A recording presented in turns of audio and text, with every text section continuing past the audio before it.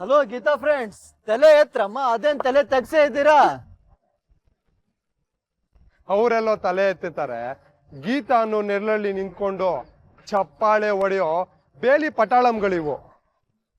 ಇವಕ್ಕೆ ಸ್ವಂತ ಶಕ್ತಿನೇ ಇಲ್ಲ.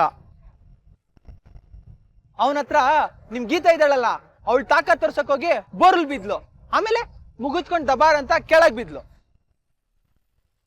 ಹೆಂಗೆ ನಮ್ ಗುರು ಕೊಟ್ಟು ಮಾಂಜ ಅವಳು ಇಡೀ ಜನ್ಮಕ್ಕಾಗಿ ಮುಂದಿನ ಜನ್ಮಕ್ಕೂ ಆಗುತ್ತೆ ಅಲ್ವೇನ್ರಾ?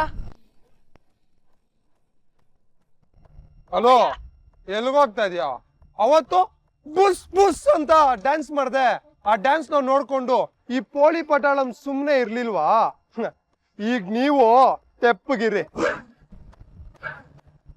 ನಮ್ ಹೀರೋ ಮುಂದೆ ಹೀರೋ ತರ ಮೆರೆಕ್ ಹೋದ್ರೆ ಆಗೋದು ಝೀರೋ. ಪರೀಕ್ಷೆಯಲ್ಲಿ ಗೀತಾ ಫಸ್ಟ್ ಬರ್ಬೋದು, ಆದ್ರೆ ಜೀವನದಲ್ಲಿ ಲಾಸ್ಟ್ಗೆ ಲಾಸ್ಟ್. ಇನ್ನ ಗೀತಾ ಜೀವನದಲ್ಲಿ ಎದ್ ಕೂರಕ್ಕಾಗಲ್ಲ. ನಮ್ಮ ಕಾಲೇಜಲ್ಲಿ ಮತ್ತೆ ಶುರು ಆಗುತ್ತೆ ನಮ್ ವಿಜಯ ಅವ. ಇನ್ನು ನಮ್ದೇ ಸಾಮ್ರಾಜ್ಯ. ಇಷ್ಟಕ್ಕೂ ನೀವ ಗೀತಾ ಬೆಸ್ಟ್ ಫ್ರೆಂಡ್ಸ್ ಅಲ್ವಾ? ಸಾಧ್ಯವಾದ್ರೆ ಅವಳಿಗೊಂದು ಸಲಹೆ ಕೊಡಿ. ಒಂದ ಮುಖ ಮುಚ್ಕೊಂಡು ಊರ್ ಬಿಡ್ಲಿ, ಇಲ್ಲ ಯಾವ್ದಾದ್ರು ಆಳ್ಬಾವಿಗೆ ಬಿದ್ದು ಸಾಯ್ಲಿ. ಒಟ್ನಲ್ಲಿ ಗೀತಾ ಚಾಪ್ಟರ್ ಕ್ಲೋಸ್. ಗೆದ್ದವನ್ ಯಾರೋ? ಸೂಪರ್ ವಿಜಯ್. ಸೋತವಳು ಯಾರೋ? ಮಕ್ಕರ್ ಗೀತಾ. ನಡೀರೋ.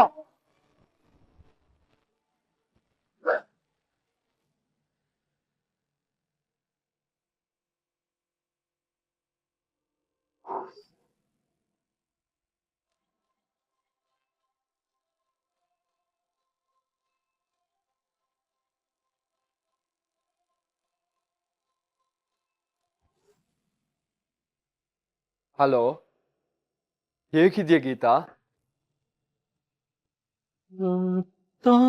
ವಿಜಿ,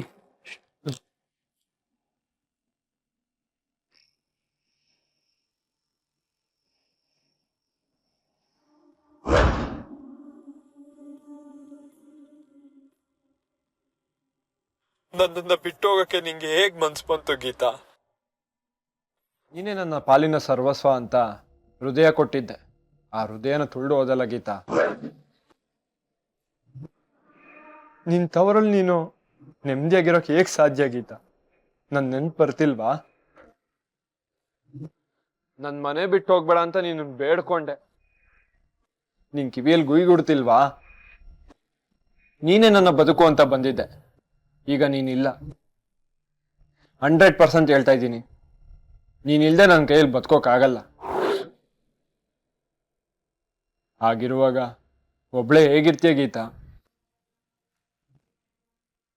ನೀನು ಟಿವಿ ನ್ಯೂಸ್ನ ನೋಡ್ದೋ ಇಲ್ವೋ ಗೊತ್ತಿಲ್ಲ, ಪ್ರೆಸ್ನವ್ರ ಮುಂದೆ ಮಾತಾಡ್ಬೇಕಾದ್ರೆ ನನಗೆ ಅಳು ಬರ್ತಿತ್ತು ಗೀತಾ.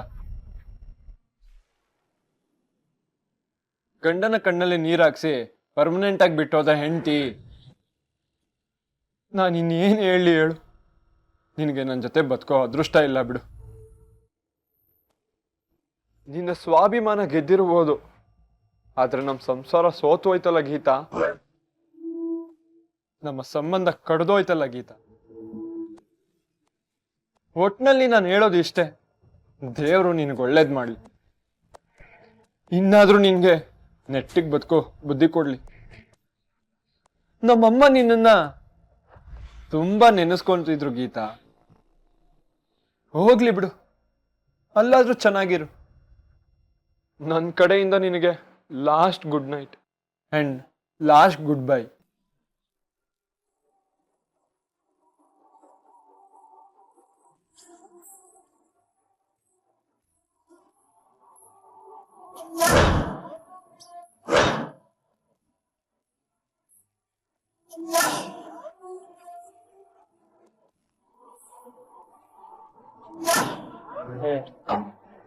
ಏನಿದು ಗೀತಾ ಅವ್ರ ಹತ್ರ ಈ ಲೆವೆಲ್ಗಿಳಿದು ಮಾತಾಡ್ತಿದ್ಯಾ? ಇಳಿದು ಮಾತಾಡ್ತಾ ಇಲ್ಲ ಮಾಮ, ಅಳದು ಮಾತಾಡ್ತಾ ಇದ್ದೀನಿ. ಮೆತ್ತಗಿನ ಮಾತುಗಳಲ್ಲೇ ಅವಳನ್ನ ಉರಿಸ್ತಾ ಇದ್ದೀನಿ. ಇನ್ನು ನಿನ್ಗೂ ಈ ಮನೆಗೂ ಯಾವುದೇ ಸಂಬಂಧ ಇಲ್ಲ ಅಂತ ಹೇಳ್ತಾ ಇದ್ದೆ. ಉರಿಯೋ ಬೆಂಕಿಗೆ ತುಪ್ಪ ಸುಡ್ದೆ. ಅದನ್ನ ಇಷ್ಟು ಮೆತ್ತಗೆ ಅವನಾದ್ರೂ ಹೇಳ್ತಾನೇನು ಅಳಿಮಯ್ಯ? ಅಬ್ಬರಿಸಿ ಬೊಬ್ಬಿರಿಯಬೇಕು, ರೋಪ್ ಹಾಕಿ ಮೆರೆದಾಡ್ಬೇಕು ಕಣೋ. ಅದಕ್ಕೆ ನೀನು ದಡ್ಡ ಅಂತ ಹೇಳೋದು ನಾವು. ನಾನೇನಾದ್ರೂ ಮಾತಾಡಿ ಆ ಗೀತಾ ಅದನ್ನ ರೆಕಾರ್ಡ್ ಮಾಡ್ಕೊಂಡು ಅದನ್ನೇ ಸಾಕ್ಷಿಯಾಗಿ ಇಟ್ಕೊಂಡು ಈ ಮನೆಗೆ ಬರೋವಾಗಾದ್ರೆ ಏನು ಇದು ನಿನ್ ತಲೆ? ನಾನು ಸಾಫ್ಟ್ ಆಗಿ ಮಾತಾಡ್ತಾ ಇದ್ರು ಅದು ಸೇಡಿನಿಂದ ಮಾತಾಡ್ದೆ ಅಂತ ಆ ಗೀತಾ ಗೊತ್ತಾಗ್ತಾ ಇರುತ್ತೆ. ನನ್ನ ಒಂದೊಂದು ಮಾತಿನ ಹಿಂದಿನ ಅರ್ಥ ಅವಳಿಗೆ ಅರ್ಥ ಆಗಿರುತ್ತೆ. ಅಷ್ಟು ಸಾಕು. ಆ ಕಡೆಯಿಂದ ಕೌಂಟ್ರ್ ಏನಿತ್ತು? ಉಸ್ರಿಲ್ಲ ಮಾಮ, ಗಪ್ ಚಿಪ್ ಕೇಲ್ ಕತಮ್ ನಾಟಕ್ ಬಂದ್. ವಿಜಿ, ಅಯ್ಯೋ ನನ್ನ ತಂಗ್ಯವ್ವ, ಒಂದು 3 ನಿಮಿಷ ನೀನು ಬೇಗ ಬರ್ಬೇಕಿತ್ತು, ಲೇಟ್ ಆಗಿ ಬಂದೆ. ನಿನ್ನ ಭಾವಿ ಸೊಸೆನ ಎಷ್ಟು ಸಾಫ್ಟ್ ಆಗಿ ಮಾತಾಡಿ ಗೋಳು ಹೊಯ್ಕೊಂಡ ಗೊತ್ತಾ? ನಿನ್ನ ಮಗರಾಯ ಅದೇನು ಹೇಳ್ತಾರಲ್ಲ, ಏನದು ಗಾಯದ ಮೇಲೆ ಉಪ್ಪು ಸಾವರ್ದಂತೆ ಅಂತ, ಒಂದ್ ಇಟ್ಟದಿಟ್ಟು. ಗೊತ್ತಾಯ್ತಣ್ಣ, ಎಲ್ಲ ಕೇಳಿಸ್ಕೊಂಡೆ. ಏನೇ ಆಗಿರ್ಲಿ ನೀನ್ ಅವಳ ತಂಟೆಗೆ ಹೋಗ್ಬೇಡ ವಿಜಿ. ಕೊಚ್ಚೆ ಮನೆಯಿಂದ ಆಚೆ ಹೋದ್ಮೇಲೆ ಅದ್ರ ಮೇಲೆ ಕಲ್ಲು ಹಾಕಿ ಮೈ ಮೇಲೆ ಯಾಕೆ ಹಾಕೊಳ್ತಿದ್ಯಾ? ನೋಡು ವಿಜಿ, ಯಾವುದೇ ಕಾರಣಕ್ಕೂ ಆ ಗೀತಾ ತಂಟೆಗಂತೂ ಹೋಗ್ಬೇಡ. ಫಸ್ಟ್ ಆಫ್ ಆಲ್ ನೀನ್ ಫೋನ್ ಮಾಡಿದ್ದೆ ದೊಡ್ಡ ತಪ್ಪು. ಆದ್ರೂ ಹೋಗ್ಲಿ ಬಿಡು, ಗೆದ್ದು ಖುಷಿ ಹೇಳ್ಕೊಳ್ಳೋ ಹುಮ್ಮಸ್ಸಿರುತ್ತೆ, ಹೇಳ್ಕೊಂಡಿದ್ಯಾ. ಇನ್ನು ನೀನು ಆರಾಮಾಗಿದ್ದು ಬಿಡು. ನಿನ್ನ ಜೀವನದಲ್ಲಿ ಗೀತಾ ಅನ್ನೋ ಟೆನ್ಷನ್ ಇಲ್ಲ. ಅವಳು ಸೈಕಲ್ ಪಂಚರ್ ಆಗಿದೆ, ತುಳಿಯೋಕ್ಕಾಗಲ್ಲ. ಟೈರ್ ಹರಿದೋಗಿದೆ, ತಳ್ಳೋಕ್ಕಾಗಲ್ಲ.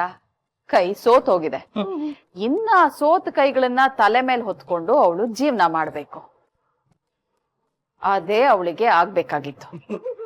ಅದನ್ನೇ ತಂಗ್ಯವ್ವ ನಮ್ಮ ವಿಜಿ ಮಾಡಿದ್ದು.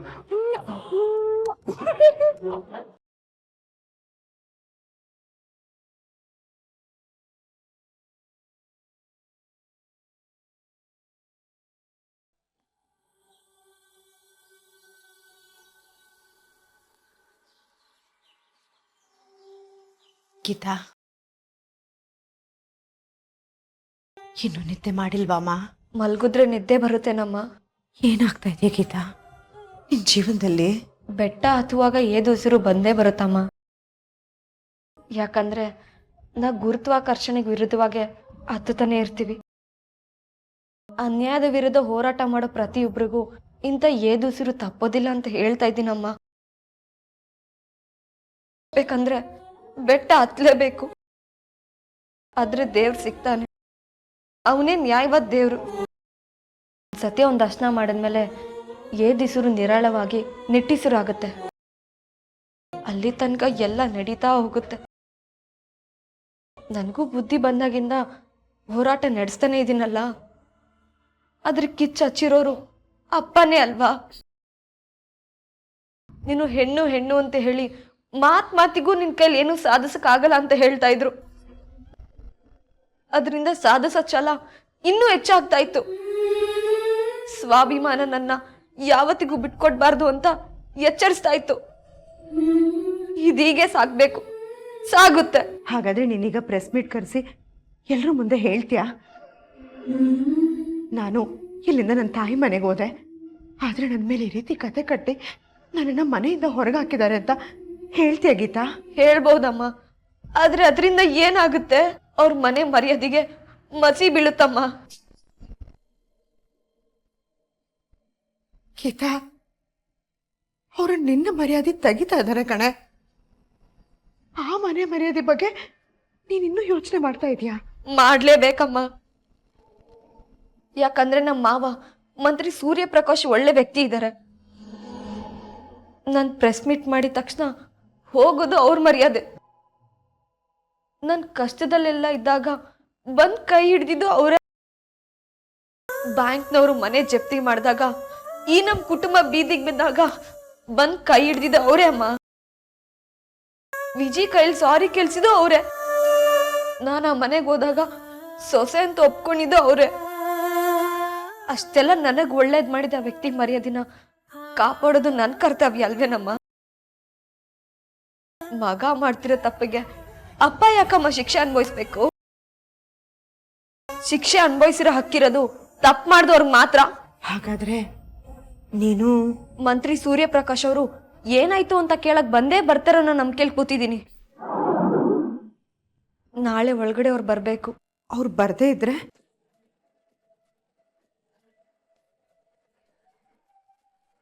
ನಾಳೆ ಬೆಳಗಾಗ್ಲಮ್ಮ. ಆದ್ರೆ ನಂಗೆ ಬೇಜಾರಾಗ್ತಿರೋದು ಬೇರೆ ವಿಷಯಕ್ಕಮ್ಮ. ಅಪ್ಪ ಬದ್ಲಾಗ್ಬಿಟ್ರು ಅನ್ನೋ ಸಂತೋಷ ಇತ್ತು. ನನ್ನ ಹೊಗ್ಲಿ ಇಂಥ ಮಗಳಿಗೆ ಜನ್ಮ ಕೊಟ್ಟಿದ್ದು ನನಗೆ ಹೆಮ್ಮೆ ಆಗ್ತಿದೆ ಅಂದಾಗ ಇಡೀ ಜೀವನನೇ ಗೆದ್ಬಿಟ್ಟೆ ಅಮ್ಮ.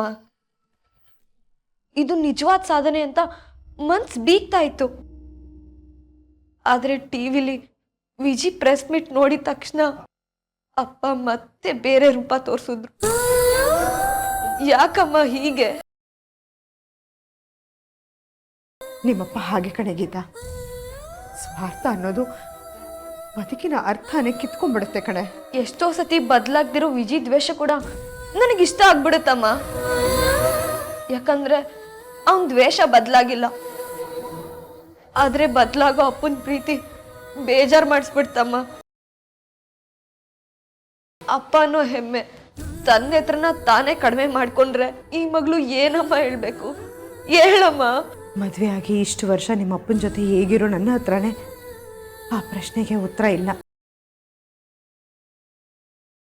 ಇನ್ನು ನೀನೇನು ಹೇಳ್ತೀಯ? ಮಲ್ಕೊಮ್ಮ.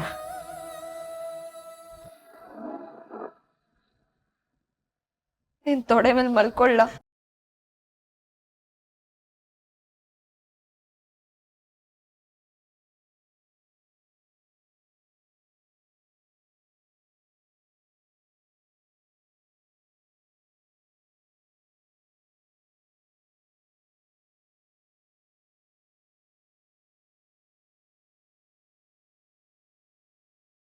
ಗೀತಾ, ಕಣ್ಣೀರು ಯಾಕೆ ಮಗಳೇ?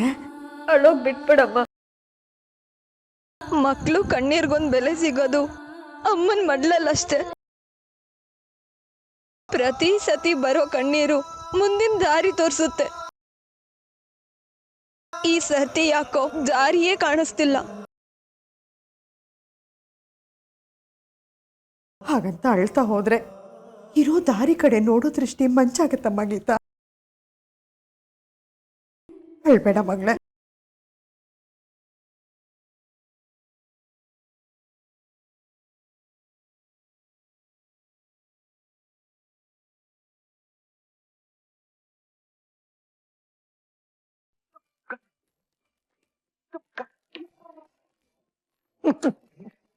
ಸೂಪರ್ ತಂಗಿಯವ್ವ, ಫ್ಯಾಂಟಾಸ್ಟಿಕ್, ಮೈಂಡ್ ಬ್ಲೋಯಿಂಗ್, ಎಕ್ಸ್ಟ್ರಾರ್ಡಿನರಿ.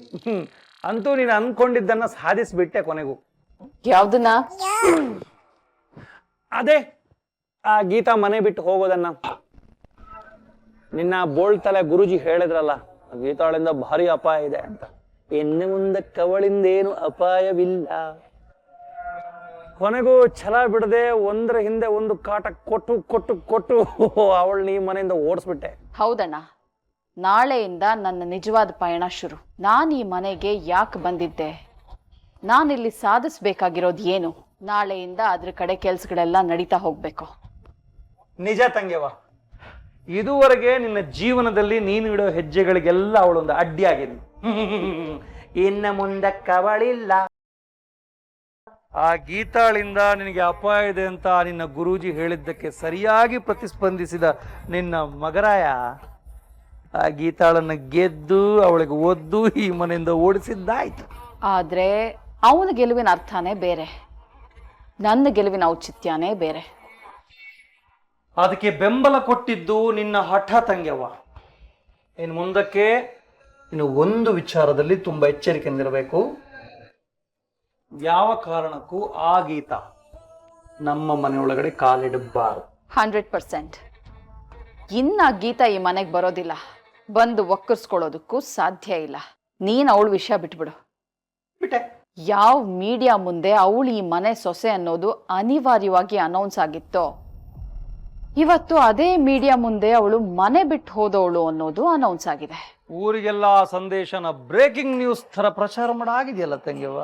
ಕರುಣೆಗೆ ಕರಗ್ ಹೋಗೋ ನನ್ನ ಗಂಡನ್ ಕೂಡ ಭಾವನೆಯ ಹಗ್ಗದಲ್ಲಿ ಬಿಗಿಯಾಗಿ ಕಟ್ ಹಾಕಾಗಿದೆ. ಅಂದ್ರೆ ಭಾವಜಿನ ಬಾಯಿ ಮುಚ್ಚಾಗಿದೆ. ಇನ್ನು ಗೀತಾ ಚಾಪ್ಟರ್ ಕ್ಲೋಸ್. ಇನ್ನು ಅವಳಿಗೆ ಈ ಮನೆ ಒಳಗಡೆ ಎಂಟ್ರಿ ಇಲ್ಲ. ಇನ್ನು ನಾನು ನೋಡ್ಬೇಕಾಗಿರೋದು ಈ ಮನೆಯಲ್ಲಿ ಸವಿಸ್ಬೇಕಾಗಿರೋ ನನ್ನ ಮುಂದಿನ ದಾರಿ. ಅಂದ್ರೆ ನಿನ್ನ ಸ್ವಾರ್ಥ. ಹೌದು. ಇನ್ನು ನನ್ನ ತಂಗಿಯಮ್ಮನ ದಾರಿಗೆ ಯಾವುದೇ ಅಡ್ಡಿ ಇಲ್ಲ. ಇನ್ನು ನೀನು ಆಡಿದ್ದೇ ಆಟ, ನೋಡಿದ್ದೇ ನೋಟ. ಇನ್ನು ಯಾರ್ಯಾರು ಏನೇನು ಪಾಠ ಕಲಿಯೋದಿದೆಯೋ ಆ ದೇವರೇ ಬಲ್ಲ. ತಂಗಿಯಮ್ಮ, ಏನು ನಿನ್ನ ಮುಂದಿನ ದಾರಿ? ನಾಳೆಯಿಂದ ನೀನೇ ನೋಡ್ತೀಯ ಅಣ್ಣ. ಅಂದ್ರೆ ನಾಳೆಯಿಂದ ನನ್ನ ಭಾವಜಿ, ಐ ಮೀನ್ ನಿನ್ನ ಗಂಡನ ವಿಷಯದಲ್ಲಿ ನೋ ಕಮೆಂಟ್ಸ್, ಜಸ್ಟ್ ವಾಚ್. ಆಗೋದನ್ನ ನೋಡ್ತಾ ಹೋಗು. ಯಾವ ಎತ್ತರಕ್ಕೆ ನಾನು ಏರ್ಬೇಕಾಗಿತ್ತೋ ಅದ್ರ ಮೆಟ್ಲ ಮುಂದೆ ಅಡ್ಡಿಯಾಗಿ ಆ ಗೀತಾ ನಿಂತಿದ್ಲು. ಈಗ ಅವಳೇ ಇಲ್ಲ ಅಂದ್ಮೇಲೆ ನಾನು ತಲುಪಬೇಕಾದ ಗುರಿ, ನಾನು ಏರ್ಬೇಕಾದ ಎತ್ತರ ನನಗೆ ತುಂಬಾ ಹತ್ರ. ಚೆನ್ನಾಗಿದೆ, ಒಂಥರ ಚೆನ್ನಾಗಿದೆ, ಮಜಾ ಇದೆ. ಇದರಿಂದ ಈ ಮನೆಯಲ್ಲಿ ಒಂದಷ್ಟು ಜನರಿಗೆ ಏನ್ ಬೇಕಾದ್ರೂ ಹಾಕ್ಬೋದಲ್ಲ ತಂಗಿವ? ಯಾರಿಗೇನಾದ್ರೂ ನನಗಾಗೋದು ಒಳ್ಳೇದೆ. ನಾನ್ ಅಂದ್ಕೊಂಡಿದ್ದು ಕೈಗೂಡುತ್ತೆ. ನನ್ನ ಈ ಮನೆಯಲ್ಲಿನ ಕನಸು ನನ್ಸಾಗತ್ತೆ. ಸಾಧಿಸೋ ಸಮಯಕ್ಕೆ ನಾಳೆ ಮುಹೂರ್ತ. ಅಯ್ಯೋ ದೇವ್ರೆ, ಪಾಪ ಬಾವಜಿಗೆ ಇದ್ರೆ ಯಾವುದ್ರ ಬಗ್ಗೆನೂ ಅರಿವಿಲ್ಲ. ಅವ್ರು ನಿನ್ನನ್ನು ತುಂಬಾ ನಂಬಿದ್ದಾರೆ ತಂಗಿಯವ್ವ. That's the irony. ನಂಬಿದವರನ್ನ ಮಾತ್ರ ಮೋಸ ಮಾಡೋದಕ್ಕೆ ಸಾಧ್ಯ ಅಣ್ಣ.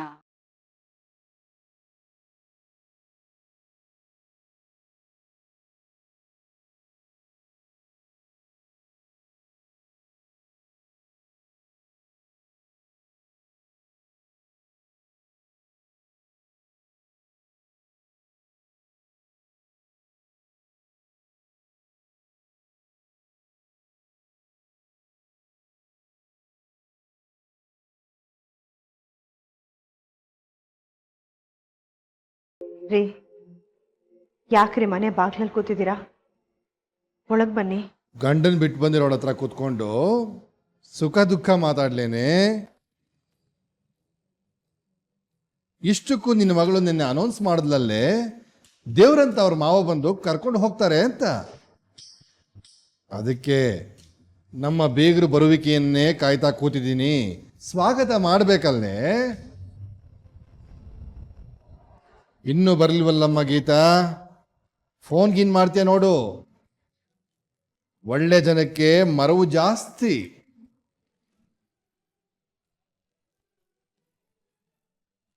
ನಮಸ್ಕಾರ ಶ್ರೀನಿವಾಸು, ಹೇಗಿದ್ಯಾ?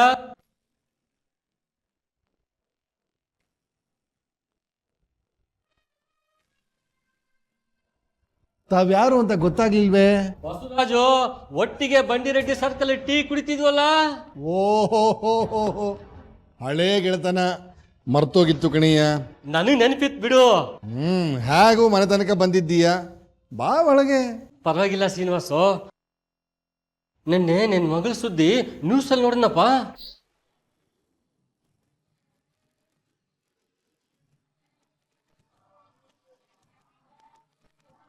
ಅಷ್ಟೇನ ಜೀವನ? ಏನೋ ನನ್ ಗಳಿಯ ಮಂತ್ರಿ ಬೀಗ ಅಂದ್ಕೊಂಡು ಸರ್ಕಲ್ ಓಡಾಡ್ತಾ ಇದ್ದೆ. ಈಗ ಹೋಯ್ತಲ್ಲ, ಮುಗಿತಾ ನಿನ್ ಮಗಳ ಜೀವನ?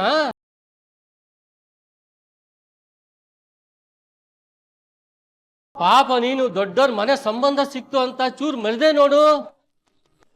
ಮೆರೆದಿದ್ದಕ್ಕೇನಾಯ್ತು? ಬಣ್ಣದ ತಗಡಿನ ತುತ್ತೂರಿ ಕತೆ ಆಯ್ತು. ಆಯ್ತು ಬಿಡೋ ಬಸವರಾಜ, ನಮ್ ಕತೆ ನನ್ಗೆ. ನಿನ್ ಕೆಲ್ಸ ನೀನ್ ನೋಡ್ಕೋ ಹೋಗು. ಇಲ್ಲ, ನನಗೆ ಬೇರೆ ಏನು ಕೆಲಸ ಇಲ್ಲ. ನಿನ್ನ ಹತ್ರ ಮಾತಾಡ್ಕೊಂಡು ಹೋಗೋಣಂತ ಆಟೋಗೆ 100 ರೂಪಾಯಿ ಕೊಟ್ಟು ಬಂದಿದ್ದೀನಿ. ಇನ್ನು ನಿನ್ ಮಗಳಿಗೆ ಬೇರೆ ಗಂಡು ಎಲ್ಲಿ ಸಿಗ್ತಾರೆ ಶ್ರೀನಿವಾಸ?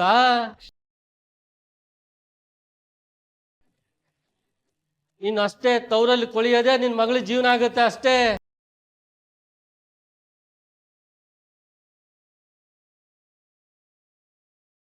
ಏನೇ ಹೇಳು 3 ದಿವಸಕ್ಕೆ ಜಗಳ ಆಡ್ಕೊಂಡು ಬರೋ ಬುದ್ಧಿ ನಿನ್ ಮಗಳಿಗೆ ಬರಬಾರ್ದಾಗಿತ್ತು. ಏನ್ ಹುಡುಗರು ಏನೋ ಎಲ್ಲ ಫಾಸ್ಟು. ಬದುಕನ್ನ 2 ನಿಮಿಷ ಬೇಯಿಸ್ಕೊಂಡು ತಿನ್ನೋ ಸಾವಿಗೆ ಅನ್ಕೊಂಡ್ಬಿಟ್ಟಿದ್ದಾರೆ. ನಿನ್ ಮಗಳನ್ನ ನೀನ್ ನೆಟ್ಟಿಗೆ ಬೆಳೆಸಲಿಲ್ಲ ಬಿಡು. ಏ ಬಸವರಾಜ, ನಿನಗೆ ಬೇಜಾರಾಗುತ್ತಂತ ಗೊತ್ತಪ್ಪ. ಹಾಗಂತ ಇರೋದನ್ನ ಇದ್ದ ಹಾಗೆ ಒಬ್ಬ ಗೆಳೆಯ ತಾನು ಹೇಳಕ್ ಸಾಧ್ಯ? ಹೇಳು ಅಂತ ನಾನೆಲ್ಲೋ ಕೇಳಿದೆ. ಆಡದಲೆ ಮಾಡುವವನು ರೂಢಿಯೊಳಗ ಉತ್ತಮನು. ಅದಕ್ಕೆ ನಾನು ಹೇಳ್ತಾ ಇದ್ದೀನಿ. ಈಗ ನೋಡು, ನನಗೆ ಸಿಟ್ಟು ಬಂದು ನಾನು ಹೆಂಡತಿ 4 ಬಾಸಿದ್ದೀನಿ. ಅವಳು ನನಗೆ 2 ಬಾಸಿದಾಳೆ. ಮನೆ ಬಿಟ್ಟು ಹೋಗಿದ್ದಾಳ? ಇಲ್ಲ. ನನ್ನ ಮಾತು ಕೇಳು, ದೊಡ್ಡೋರ್ ಮನೆ ಸಂಬಂಧ ಬಿಟ್ರೆ ನಿನಗೆ ಲಾಸು. ನಿನ್ನ ಮಗಳ ಬುದ್ಧಿ ಹೇಳು, ಅತ್ತೆ ಮನೆ ಬಿಟ್ಟು ತವರಿ ಬಂದ್ರೆ ಪ್ರಯೋಜನ ಇಲ್ಲ ಅಂತ. ಅಡ್ಜಸ್ಟ್ ಆಗಿ ಅಲ್ಲೇ ಇದ್ರೆ ಆದಾಯ, ಘನತೆ, ಗೌರವ. ಆಳೋ ಜಾಗದಲ್ಲಿ ಎಷ್ಟು ಸಾಲ ಮಾಡ್ಕೊಂಬಂದ್ರೆ ಹೇಗೋ? ನಿನ್ನ ಮಗಳಿಗೆ ಕೊಬ್ಬು ಕಮ್ಮಿ ಮಾಡ್ಕೊಂಡು ಬದುಕಕ್ಕೆ ಹೇಳು.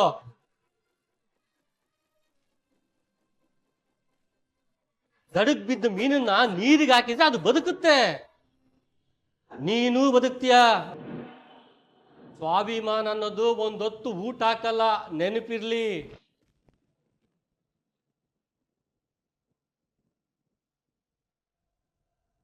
ಬರ್ತೀನಿ.